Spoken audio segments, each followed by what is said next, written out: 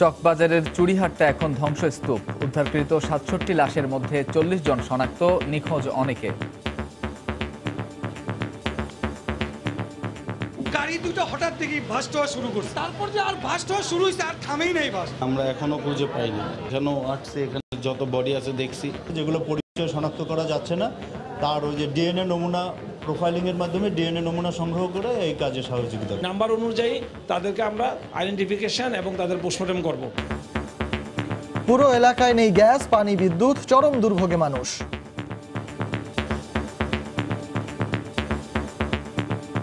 Transmitter জ্বলে গেছে, যার কারণে বিদ্যুৎ পাইতেছি না, গ্যাসও নাই। ছোট ছোট বাচ্চা আছে, বয়স্ক লোক আছে, আমরা কিন্তু খুব বিপদের অবস্থায় আছি। বাসায় তো থাকতে পারি না, বাচ্চা কাচ্চা এই যে কাপড় চোপড় ছাড়াই নিয়ে এসে পড়ছে। এখানে যতক্ষণ পর্যন্ত এই আগুনে পোড়া বজ্র আমাদের অপসারণ না হয়, ততক্ষণ পর্যন্ত আমরা এখানে কাজ করে যাব। দেখছিলেন প্রধান শিরোনাম।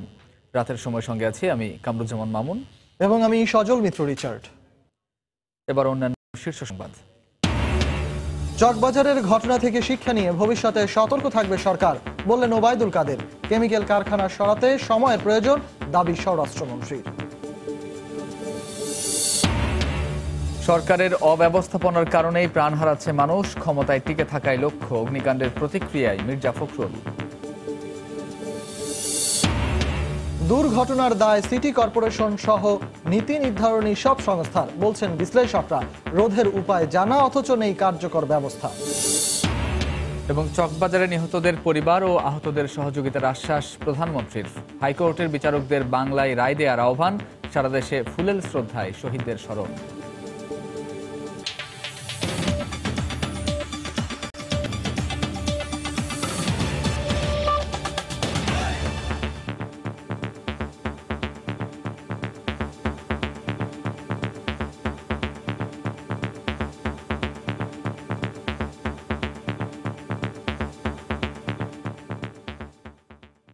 রাজধানী চকবাজারের আগুনের ঘটনায় এখন পর্যন্ত ৬৭ জনের লাশ উদ্ধার করা হয়েছে। ফায়ার সার্ভিসের ৩৭ ইউনিটের প্রায় ১২ ঘন্টার চেষ্টায় সকাল ১১টার দিকে আগুন নিয়ন্ত্রণে আসে। এর ঘণ্টাখানেক পরে উদ্ধার অভিযান সমাপ্ত ঘোষণা করা হয়। এ বিষয়ে স্বরাষ্ট্র ও শিল্প মন্ত্রণালয় এবং ফায়ার সার্ভিস ৩টি তদন্ত কমিটি গঠন করেছে।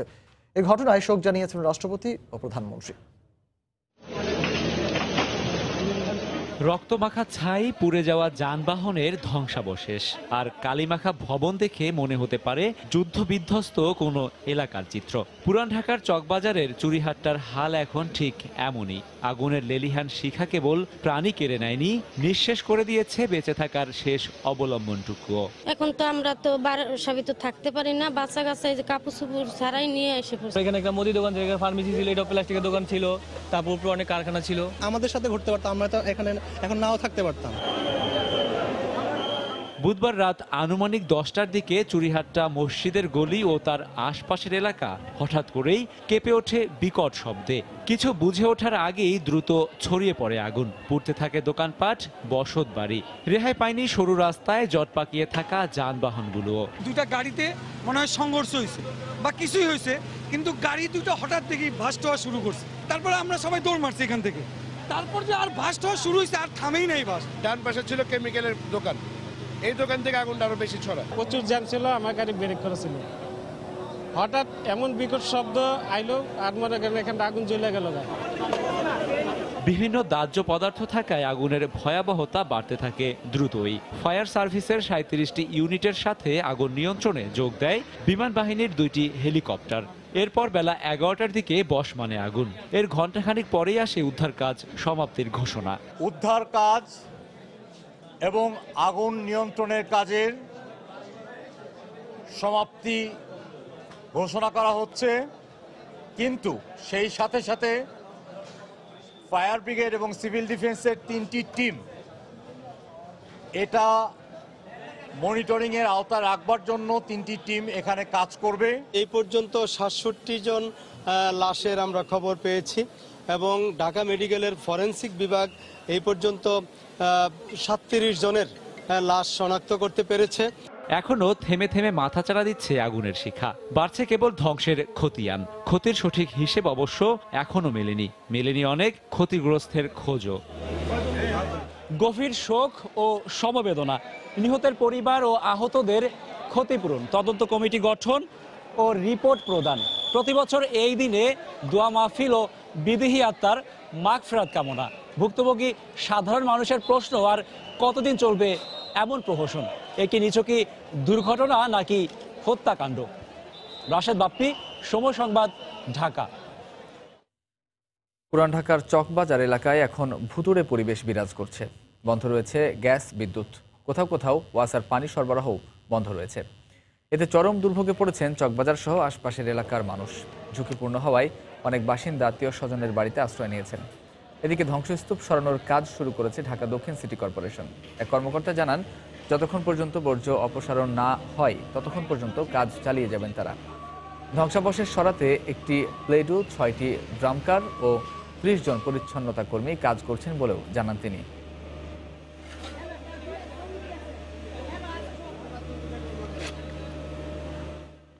ওয়াসার পানি সংযোগ দিচ্ছে না এবং গ্যাস, বিদ্যুৎ আমাদের দুর্ভোগের কারণ হয়ে দাঁড়াচ্ছে।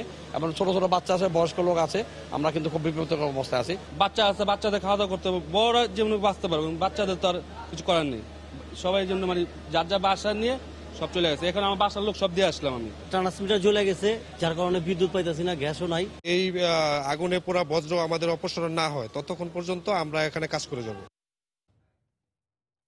আগুনে হতাহতদের স্বজনদের আহাজারিতে ভারী হয়ে উঠেছে ঢাকা মেডিকেল কলেজ হাসপাতালের বাতাস। স্বজনের কোনো খোঁজই পাননি অনেকেই। মরদেহ পাওয়ার আশায় হন্যে হয়ে ঘুরছেন তারা। এদিকে এখন পর্যন্ত 40 জনের লাশ শনাক্ত করে হস্তান্তর করা হয়েছে স্বজনদের কাছে। ঢাকা মেডিকেলের মর্গের একপাশে উদ্ভ্রান্তের মতো ছোটাছুটি করছিলেন আফরোজার বাবা। তখনও তিনি জানেন না জামাতা বেঁচে নেই। 1 মাস আগেই বিয়ে হয় তাদের। দোকান থেকে বাড়িতে পারেন এর একটা মনে আসলো আর কি। জামাই এমন, মেয়ের বাসুর মানে ওরা দুজনে দোকানে ছিল, ওইখানে দুজনে দগ্ধ হয়ে গেছে, দুজনে মারা গেছে। আমরা লাশ শনাক্ত করতে পারছি এখানে। জুতার ব্যবসায়ী মোশাররফ হোসেন বাবুল বন্ধুকে নিয়ে বাড়ি ফিরছিলেন। চুরিহাট্টায় যানজটে আটকে যায় তার রিক্সা। এরপর হঠাৎ বিস্ফোরণ। বেঁচে যাওয়া বন্ধু সাইফুল ইসলাম মর্গে আসেন বাবুলের মরদেহের খোঁজে। লাশ শনাক্তের পর ভেঙে পড়েন কান্নায়। আমরা দুজন রিক্সায় ছিলাম, তো হঠাৎ করে একদম 1 সেকেন্ডের ভিতরে একটা বিকট শব্দের পরে একদম অনেক দাউ দাউ করে 2 মানুষ সমান আগুন হয়ে গেছে পুরো এলাকা। উপরে বিল্ডিং এর ভেঙে বসে আমি এখানে মাথায় আঘাত পেয়েছি। 2 জন 2 পাশে পড়ে গেছে। রিক্সাওয়ালা সম্ভবত জায়গায় মারা গেছে। তারা 2 বন্ধু, একজন ফালায় একদিকে পড়ছে, আর একজনে আহত হয়েছে, অন্য তো মারা গেছে আমার বসে। অনেকের ভাগ্যে প্রিয়জনের মরদেহ জোটেনি। এক ডেকোরেটরের দোকানে থাকা জুম্মন হোসেনের কোনো খোঁজ পাননি তার স্বজনেরা। আমরা এখনো খুঁজে পাইনি। আমার আঙ্কেল হয়, উনি ডেকোরেটরের দোকানে, উনি ওখানে সবাই মিলে ফ্রেন্ড সার্কেল মিলে বসে। ওই অবস্থায় ওনাদের এই ঘটনাটা ঘটে। অন্য হাসপাতালেও গেছি, মিটফোর্টে গেছি, এখানেও আসছে। এখানে যত বডি আছে দেখছি। শনাক্ত হওয়া মরদেহগুলি একে একে স্বজনদের হাতে তুলে দিচ্ছেন ঢাকা মেডিকেলের ফরেনসিক বিভাগ। পুরে বিকৃত হয়ে যাওয়া মরদেহের ডিএনএ নমুনা সংরক্ষণে কাজ করছে সিআইডির ক্রাইম সিন ইউনিট। এখানে যে সমস্ত ওই মৃতদেহ আছে যেগুলো পরিচয় শনাক্ত করা যাচ্ছে না, তার ওই যে ডিএনএ নমুনা প্রোফাইলিংয়ের মাধ্যমে ডিএনএ নমুনা সংগ্রহ করে এই কাজে সহযোগিতা করব। প্রত্যেকটা লাশের আমরা করে একটা ট্যাগ নাম্বার দিয়ে দিব এবং ওই নাম্বার অনুযায়ী তাদেরকে আমরা আইডেন্টিফিকেশন এবং তাদের পোস্টমর্টম করব। তাতে সুবিধা হবে, তাদের আত্মীয় স্বজনরা তাকে আইডেন্টিফিকেশন করতে তাদের সহজ হবে। মেডিকেল কর্তৃপক্ষ বলছে যেসব লাশ শনাক্ত করা সম্ভব হচ্ছে না, ডিএনএ পরীক্ষায় নিশ্চিত হয়ে তা স্বজনদের কাছে হস্তান্তর করা হবে। শাহরিয়ার জামান দ্বীপ, সময় সংবাদ, ঢাকা। দর্শক, এই মুহূর্তে চকবাজারে আছেন সহকর্মী আতিকুর রহমান তমাল। সরাসরি চলে যাচ্ছি তার কাছে। তমাল, মামুন, যেমনটি বলছিলেন আপনি যে ঝড়ের পরে যে অবস্থা হয় সেটা কিন্তু অবস্থা বিরাজ করছে সেই মুহূর্তে চকবাজার আর কি। আপনাকে জানিয়ে রাখি যে 12 ঘন্টার আগুন যে নেমেছে দুপুর 1টার সময়, সেটা কিন্তু আগুন নেমেছে, কিন্তু আগুনের যে ধ্বংসলীলা সেটা কিন্তু রয়ে গেছে। আপনি দেখতেই পাচ্ছেন এখানে যে অবস্থাটি সেটি হচ্ছে যে সিটি কর্পোরেশনের কিন্তু গাড়িগুলো কিন্তু ময়লাগুলো সরানোর চেষ্টা করছেন এবং তারা কিন্তু 7টি গাড়ি মোট কাজ করছে, 30 জন কর্মী কিন্তু কাজ করছেন। আপনি হয়তো ক্যামেরা দেখতে পাচ্ছেন যে এইমাত্র কিন্তু একটি পিকআপে কিন্তু তুলে নেওয়া যাওয়া হচ্ছে এবং এইভাবে কিন্তু তারা সারা রাত ধরে কাজ করবেন তেমনটাই আমাদেরকে জানিয়েছে। সিটি কর্পোরেশন আমাদেরকে বলেছে যে তারা যতক্ষণ পর্যন্ত এই চকবাজারের এই এলাকাটি পরিচ্ছন্ন না হচ্ছে তারা কিন্তু কাজ করতেই থাকবে, কিন্তু এটি পরিচ্ছন্ন করতে কতক্ষণ সময় লাগবে সেটা কিন্তু নিশ্চিত নয়। আপনাকে জানা রেখে যে 67টি যে লাশ পাওয়া গেছে এর মধ্যে কিন্তু 38টি শনাক্ত করা গেছে, কিন্তু সেটি কিন্তু এই যে এলাকা, এই যে বাংলাদেশের আজকের যে অবস্থা সেটা কিন্তু শোকাতুর পরিবেশ বিরাজ করছে। আপনাকে জানিয়ে রেখে যে কিছুক্ষণ আগে কিন্তু ডক্টর কামাল হোসেন জাতীয় ঐক্যফ্রন্টের আহ্বায়ক তিনি কিন্তু এসেছিলেন এবং তিনি কিন্তু এইমাত্র কিন্তু চলে গেলেন পরিদর্শন করে, এবং তিনি কিন্তু এই যে শোকাতুর যে পরিবারগুলো, শোকাতুর যে মানুষগুলো সেগুলো কিন্তু সমবেদনা জানিয়েছেন। এছাড়া আপনাকে বলে রাখি যে আজকে কালকে থেকে যে আসলে আগুনের ঘটনা, সেই কারণে কিন্তু আজকে এই এলাকায় কিন্তু পুরো এলাকায় ভূতুড়ে অবস্থা বিরাজ করছে। কোথাও কিন্তু কারেন্ট নেই, গ্যাস নেই, পানি নেই, যে কারণে যারা স্থানীয় বাসিন্দা রয়েছেন তারা কিন্তু বলছেন তাদের কিন্তু জীবন ধারণ করতে অনেকটা বেগ পেতে হচ্ছে। এবং আমরা জানি যে অনেকেই কিন্তু চলে গেছেন, অর্থাৎ যার যেখানে আত্মীয় স্বজন রয়েছেন এই ঢাকা শহরে তারা কিন্তু সেখানে গিয়ে কিন্তু রাত্রি যাপন করেন বলে আমরা জানতে পেরেছি, এবং যে কারণে কিন্তু পুরো এলাকাটিতে এই ধরনের অন্ধকারাচ্ছন্ন পরিবেশ বিরাজ করছে। আপনি এখন যে আলোটি দেখতে পাচ্ছেন সেটি কিন্তু মূলত এই ফায়ার সার্ভিসের পক্ষ থেকে কিন্তু আলোর বন্দোবস্ত করা হয়েছে, এবং সে কারণে কিন্তু এই জায়গাটিকে আলোকিত করে কিন্তু ময়লাগুলো সরানোর চেষ্টা করা হচ্ছে, এবং সেটিও কিন্তু বেশ বেগ পেতে হচ্ছে। যেহেতু আপনি জানেন যে পুরান ঢাকায় একটি ঘিঞ্জি এলাকা এবং বেশ কিন্তু ঝামেলা রয়েছে, এবং যে কারণে কিন্তু একটি সময় লাগছে। তো আপনাকে জানিয়ে রাখি যে এই যে 5টি ভবনে যে আগুনের ঘটনা ঘটেছিল সেই আগুনে কিন্তু ক্ষতিগ্রস্ত প্রায় 5টি ভবনই বলা চলে, এবং এটি কিন্তু মূলত প্লাস্টিকের যে গোডাউন, প্লাস্টিকের যে সামগ্রী, সেই কারণে কিন্তু এই আগুনের ঘটনাটি ভয়াবহ আকার ধারণ করেছিল। আর 2010 সালে অর্থাৎ 9 বছর আগে যে নিমতলী ট্র্যাজেডি সেটার কিন্তু শুরু হয় নাই, বা সেটার কিন্তু পরে বাংলাদেশের যে শিক্ষা নেওয়ার উচিত ছিল সেটি কিন্তু বাংলাদেশ নিতে পারে না, এবং যে কারণে কিন্তু 9 বছর পরে আবারই কিন্তু একই রকম ঘটনা ঘটলো। এবং বলা চলে যে মামুন সেই ঘটনা কিন্তু 124 জন নিহত হয়েছিলেন, এবং আজ কিন্তু 67 জন বা 68 জন কিন্তু নিহত হয়েছেন, এবং সেখানে কিন্তু এখন পর্যন্ত 38 জনের লাশ শনাক্ত করা গেছে। তো সব মিলিয়ে বলা চলে যে আজকে যে ভয়াবহতা সেটা কিন্তু বাংলাদেশ কিন্তু সারা কিন্তু বিশ্ববাসী কিন্তু দেখেছেন আর কি, এবং সে জায়গায় তারা কিন্তু বলছেন এই যে ট্র্যাজেডি, এই যে ঘটনা পুনরাবৃত্তি সেটি যেন না ঘটে।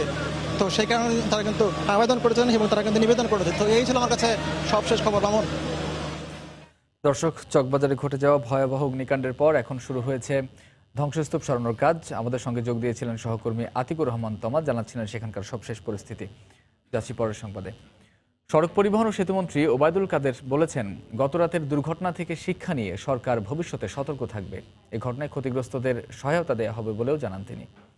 সকালে চকবাজারের চুরিহাট্টা এলাকার ঘটনাস্থল পরিদর্শনে যান ওবায়দুল কাদের ও স্বরাষ্ট্রমন্ত্রী আসাদুজ্জামান খান কামাল।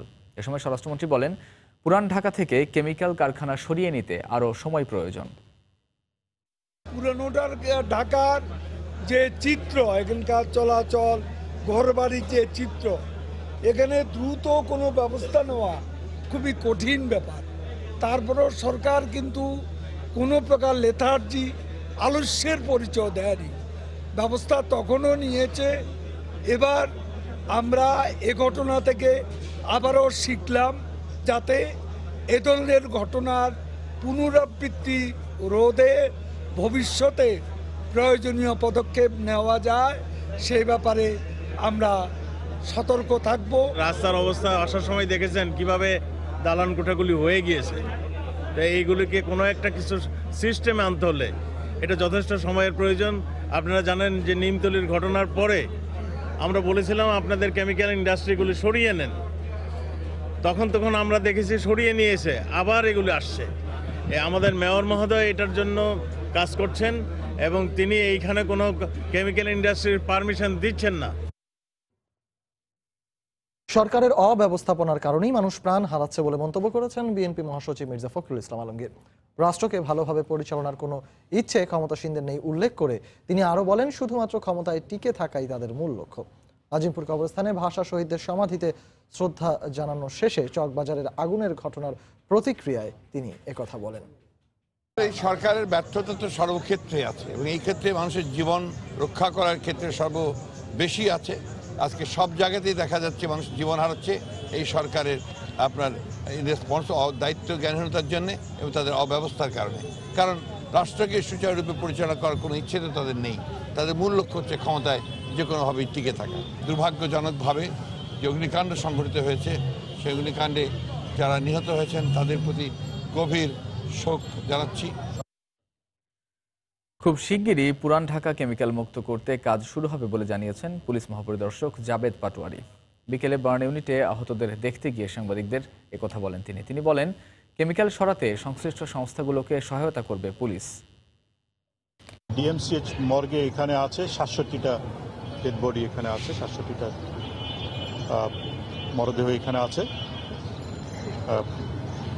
সম্ভবত তাহলে যেহেতু 67টা মরদেহ যদি আমাদের এখানে থেকে থাকে আর ওখানে যদি ধ্বংসাবশেষের নিচে কোনো মরদেহ না থেকে থাকে, তাহলে হয়তো এই মুহূর্ত পর্যন্ত আমরা বলতে পারি যে 67 জনই নিহত হয়েছেন। এই বিষয়ে আন্তঃমন্ত্রণালয় বৈঠক করে কর্মপন্থা নির্ধারণ করা হবে কিভাবে তাদেরকে স্বল্প সময়ের মধ্যে যারা এখানে রয়ে গিয়েছেন, বৈধ অবৈধ যেভাবেই হোক না কেন, তাদেরকে এখান থেকে সরিয়ে নিয়ে একটি অন্য কোনো জায়গায় স্থানান্তর করার বিষয়টি প্রক্রিয়াধীন আছে বলে আমি শুনেছি। চকবাজারে এ ধরনের দুর্ঘটনার জন্য সিটি কর্পোরেশন সহ নীতি নির্ধারণী সংস্থাগুলোর দায় রয়েছে বলে মনে করেন পরিবেশ বিষয়ক আইনজীবীরা। এ ধরনের দুর্ঘটনার দায় রাষ্ট্র কোনোভাবেই এড়াতে পারে না বলেও মত তাদের। আর নগর পরিকল্পনাবিদরা বলছেন, দুর্ঘটনার কারণগুলো জানা থাকা সত্ত্বেও কার্যকর প্রতিরোধমূলক ব্যবস্থা না নেয়ায় এত প্রাণহানি। খান মোহাম্মদ রুমিলের রিপোর্ট। পুরান ঢাকার অলিগলিতে রাত বাড়লেও মানুষের উপস্থিতি কমে না। চকবাজারের চুরিহাট্টার ঘিঞ্জি আর অপরিসর গলিতে বুধবার রাতেও ভিড় ছিল বেশ। যানজটে নাকাল মানুষগুলো আর ফিরবে না ঘরে, নির্দয় আগুন তাদের পাঠিয়ে দিয়েছে না ফেরার গন্তব্যে। ঠিক 10 বছর আগে পুরান ঢাকার নিমতলিতেই রাসায়নিকের গোডাউন থেকে আগুনে পুড়ে মরেন 124 জন মানুষ। প্রতিবার অগ্নিকাণ্ডের পরই আসে শোক আর আশ্বাসের বার্তা। কারখানাগুলোকে অগ্নিরোধক করার, আবাসিক এলাকা থেকে কেমিক্যাল গোডাউন সরিয়ে নেয়ার, ঝুঁকিপূর্ণ ভবন থেকে বাসিন্দাদের সরিয়ে নেয়ার, রাস্তা বড় করার, কিন্তু আশ্বাসের সঙ্গে বাস্তবতা মেলে না। স্টেটের এটা ইমপ্লাইড রেসপন্সিবিলিটি হচ্ছে to take care or look after the citizen of the country. So state always responsible. আর কেউ না থাকলেও সাধারণ মানুষ সবসময় স্টেটকে রেসপন্সিবল করে রেমেডি চাইতে পারে। এটা রেগুলার চেকের মধ্যে নিয়ে আসার ব্যাপারে দায়িত্ব কাদের ছিল? সিটি কর্পোরেশনের তো দায়িত্ব ছিলই। জড়িত তো যারা ব্যবস্থা নেওয়ার কথা বলছেন তারাই তো আসলে রেসপন্সিবল। আর নগর পরিকল্পনাবিদরা এটিকে দুর্ঘটনা নয়, দেখছেন অবহেলাজনিত হত্যাকাণ্ড হিসেবে। তাদের মতে এসব থেকে বের হওয়ার পরিকল্পনা, কারণ নির্ধারণ এসব হয়েছে আগেই, দরকার শুধু বাস্তবায়ন। এটি ঠিক দুর্ঘটনা বলা যাবে না, এটি আত্মাহুতি, এটি সকলের অবহেলার শিকার এবং সেই অর্থে অবহেলাজনিত হত্যাকাণ্ড বটে। আমরা জানি কি করতে হবে, আমরা জানি কোথায় সমস্যা। এগুলোর আলোচনা পরিকল্পনা কোনোটাই বাকি নেই, শুধুমাত্র কার্যকর ব্যবস্থাপনা। তাহলে কি আমাদের কার্যকর ব্যবস্থাপনাই সবচেয়ে বড় গুরুতর দায়? তাই যদি হয়ে থাকে, যারা যারা এর জন্য দায়ী, প্রত্যেককে দায় নিতে হবে। তারা বলেন, শুধু আইন প্রয়োগ কিংবা সচেতনতা তৈরির সভা সম্মেলনে সীমাবদ্ধ না থেকে দুর্ঘটনা রোধে লড়তে হবে নাগরিকদের। খান মোহাম্মদ রুমেল, সময় সংবাদ, ঢাকা। এ পর্যায়ে শীর্ষ সংবাদ জানিয়ে দিচ্ছি আরেকবার।